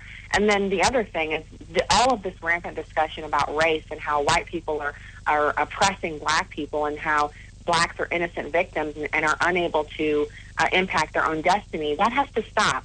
All of that distracts away from the real issues that we have, which are how can we get a child to get more than 1 year's worth of educational knowledge into one school year. So you have your 9.5 months that they're in school. How can we pack those 9.5 months full of information that will help get that child from being below grade level to grade level or higher? And this has been done, so it's not something that I'm just, romantically dreaming up. Children can learn more than 1 school year's worth of data in less than 1 school year if the parents and the child apply that focus to that goal.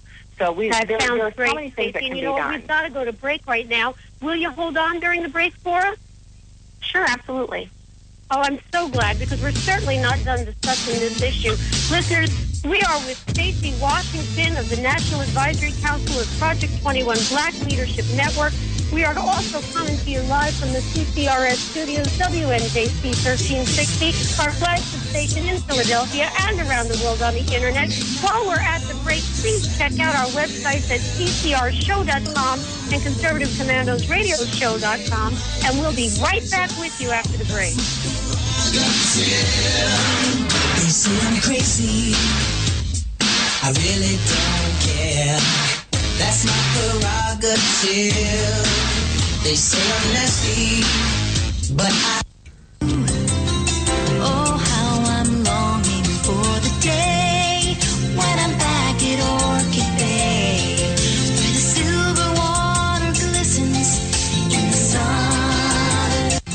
the last time you raced a small boat across wide open water? Tired of snow, traffic jams, cold weather? You need a refreshing change of scenery, a world away.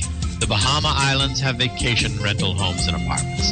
Enjoy spectacular nature in the Abacos Islands. Enjoy refreshing Caribbean beauty, fishing, snorkeling, scuba, the beach. www.enjoyabaco.com. That's ABACO. Enjoyabaco.com. As I sail across the Sea of Abaco, smiling 'cause I know only one more mile to go. Enjoyabaco.com. Hi, this is Bob Vide, owner of Bob's Little Sports Shop in Glasper, New Jersey. I've had the opportunity to travel in many foreign countries, and I've seen what happens to people when they lose their freedom. I wrote this poem. Give us freedom was the cry as they marched throughout the night. At Concord Bridge in Trenton, for freedom they would fight. To build a nation that would last with peace and liberty, it is a job that's never done if we are to be free. They wrote a declaration to announce that we are free, then a constitution for all the world to see. But this is ink on paper. We must make it last. It must always be defended, and that is quite a task. Today the battle rages for freedom in our land. To save our Constitution, we all must take a stand. We must stand up for freedom in our actions every day, and you can stand up with us. Join the NRA. This is Bob Viden of Bob's Little Sports Shop in Glasper, New Jersey. You may call us at area code 856-881-7575 or visit us online at bobslittle.sportshop.com. You can call the Conservative Commandos radio show at 856-227-1360. Your opinion counts at 856-227-1360. This is Congressman Alan West, and you're listening to the Conservative Commando Radio Show. And this is the Conservative Commandos Radio Show with Anna Little and Rick Trader coming to you live from the CCRS studios, that of WNJC 1360, our flagship station in Philadelphia. The way we do Monday through Friday from 3 to 5 p.m. Eastern, and of course around the world on the internet. Our guest this segment is Stacy Washington. She's a member of the National Advisory Council of the Project 21 Black Leadership Group. She's also a radio talk show host. She has her own program on KFTK in St. Louis. Stacy on the right. Stacy Washington, thanks for holding through the break. We appreciate your time. Hey, thank you for having me. Stacy, let's get back into the interview. That this is the 60th anniversary of Brown versus Board of Education desegregation decision. Could you remind our listeners about that decision and what effect it made? Well, it simply said that you can't have separate but equal educational resources for public schools. So at the time, schools were divided. It didn't matter where you lived. If you were black, you went to the black elementary school, and if you were white, you went to the white elementary school, which kind of facilitated segregating where people lived. And even though at the time they said that the educational resources were equal, oftentimes they were not. And so black parents were seeking a higher educational value for their children, and they wanted their children to be educated with the same teachers in the same classrooms at the same schools as white. And they gained access to that through the decision where separate but equal was struck down. And so that was 60 years ago. And since then, we've seen the integration of schools all over this country. And we've also seen educational outcomes kind of decline overall for Americans in public education. Stacy, in fact, you're as quoted as saying, as we mark the 60th anniversary of Brown versus Board of Education, there is little to celebrate in the way of educational achievement in inner city schools across America.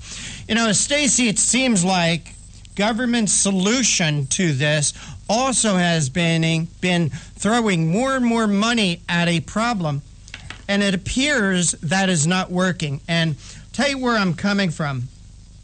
There was a study done about the amount of money being spent in the inner city schools. For instance, in the District of Columbia, Washington, D.C., that they're spending over $29,000 per student over $29,000 per student. But when you look at the results, in 2010 and 2011, according to the latest data from the National Center for Education Statistics, that fully 83% of the 8th graders in these schools were not proficient in reading, and 81% were not proficient in math. Yeah, I mean, so there's your proof right there that that's not working. So what can we do? I mean, just here in Missouri, in the St. Louis area, $29,000 a year is enough to put a child in college. You know, you could be taking college courses for that amount of money. $29,000 a year in St. Louis in the private school realm gets you 2 children an education at the top Christian school in the area, and, you know, have money left over, a child and a half per, you know, if you will, going to the top private schools that are located in the metro area. So, I mean, that kind of spending is astounding for that result. And even with Brown versus Board of Education, Stacey, being this is the 60th anniversary of it, we still don't have a system in this country where parents are allowed to choose the school to send their children to. And I personally do believe that if parents had that opportunity to send their children to the school, I think that would help to get parents more involved. Who knows better, needs of a child better than a parent? Exactly. I know for me, when I look at the property tax that we pay, I'd love to be able to put that towards my children's education, because we recently left public school and sent our children to a private Christian school. So it'd be great to be able to apply my property tax, the part that goes towards education, to the school of my choice, directing those dollars to where my students are going. But this is kind of rampant all over. Here in the metro area, if you look at each individual school district, the more affluent the district, the fewer of the actual students living in the district paying the tax dollars to the district actually attend the district. They're either in private school, being homeschooled, they're in a parochial school, or the taxpayers, a huge chunk of them, are not even, they don't have children at home. They're retirees, so they're paying into a system that they're no longer using. Yeah, and, you know, Stacey, it sounds to me like what we've got to do is we've got to get back to the local level, because each community is in a different circumstance. Some have, you know, terrific performing schools, but they're overpaying for those schools. Others are like the inner city, the children that we were talking about before, are in a completely unworkable situation. I mean, it's a miracle that some of those kids come out as graduates from that school system at all, with all of the difficulties they have going on around them, just getting to and from school, and during the time when they're, you know, supposedly at home. I mean, in an unsafe environment, because they're trying to exist in a community where, you know, there isn't any security. And obviously the money that's being spent to keep those schools secure while the kids are there. Absolutely. And the fact that even though those students are attending that school district and there is some tax money exchanging hands, the majority of the money that is paid to educate those students comes from outside of the district.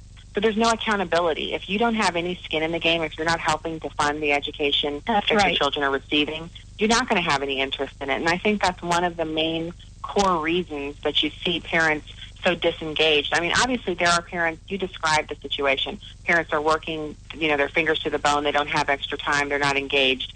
But most of the time when you find parents who are working that hard, they find a way to get a place outside of a poor performing school district so that they don't have to be as engaged, because they know the other parents in the district are picking up the slack. So they keep working their fingers to the bone, but they're in a better district.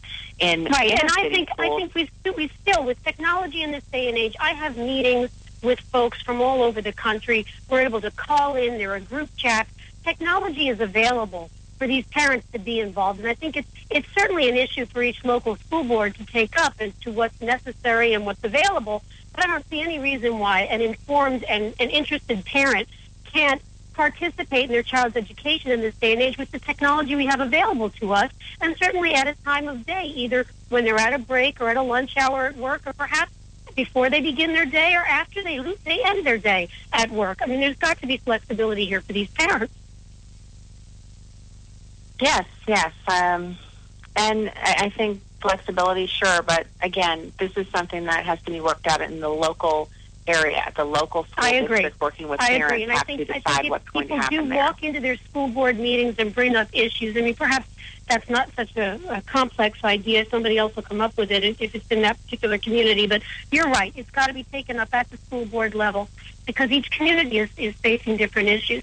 I want to take you now to a quote you gave with regard to the 60th anniversary of Brown versus Board of Education, and then I want to give you a chance to comment on it because we are coming to the end of the segment, and I just think we need to think about this as we go forward on the issue of equality and freedom in education, really. Your quote reads as follows: as we mark the 60th anniversary of the landmark Brown versus Board of Education decision, there is little to celebrate in the way of educational achievement in inner city schools across America. Dropout rates are too high, graduation rates too low. And an appropriate and ineffective way to address the poor performance is through parental engagement and raising expectations.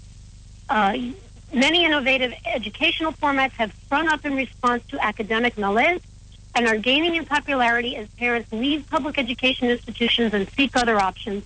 The best way to celebrate and commemorate Brown is by supporting those parents and communities and encouraging more educational innovation. Take us out with your thoughts on that quote that you gave on this very important subject. Well, I just want to, if you're in the listening audience and you're a person who lives in the inner city and you're thinking that charters are all about the destruction of public education in inner cities is already destroyed. So there's no destructive force coming for it. It's already been and gone. If you're thinking that it's the destruction of unions because charter schools teachers aren't unionized, it has nothing to do with the destruction of unions and everything to do with fully functioning operational capacity schools where everything's done according to what the teachers want instead of what bureaucrats who are far away from the actual building are deciding on behalf of teachers. It's time to try something different. If we keep trying the same thing over and over again and getting a failed result, it means you have to try something new. Charter schools and privatizing some parts of the educational model for inner cities is the only way we can stop this destructive cycle of, the poverty, the unfinished education for children dropping out, and then some of the children going into, gangs and going into prison. We've got to try something new. So please give these new educational options an opportunity. Find out what they're about. Open your mind and see if it could be something that could work for your community. Well, Stacey, you just took us through the segment. Let's let our listeners know where they can follow you and where they can continue to contribute to this very important issue. Follow me on Twitter. I'm at Stacey on the Right, StacyOnTheRight,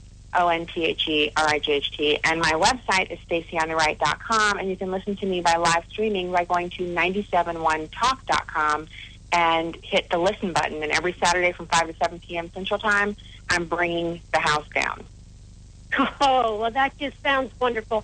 Stacey, thanks so much for all the hard work that you're doing, and thank you for joining us today on Conservative Commandos Radio Show.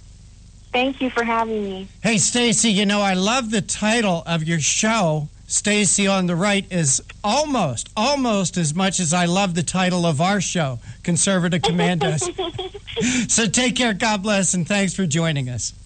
Thank you for having me, guys. Great show. Bye-bye.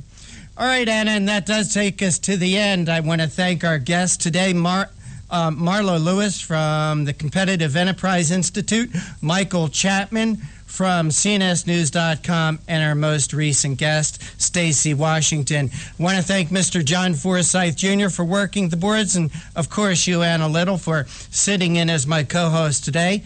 But for right now, we're out of time. We got to run. We got to go. Take care. God bless, and we'll see you next week on the radio.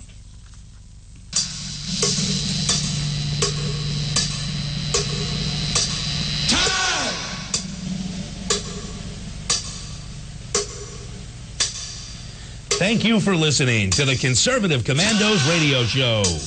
Huge thanks to our co-hosts, contributors, patrons, callers, and our friends at WNJC 1360 and WIFI 1460, where we broadcast live every Monday through Friday, 3 to 5 p.m. Eastern, and 2 to 4 p.m. Central.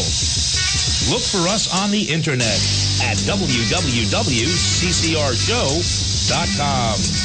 Until next time, we are the Conservative Commandos Radio Show, where the newsmakers go to be heard.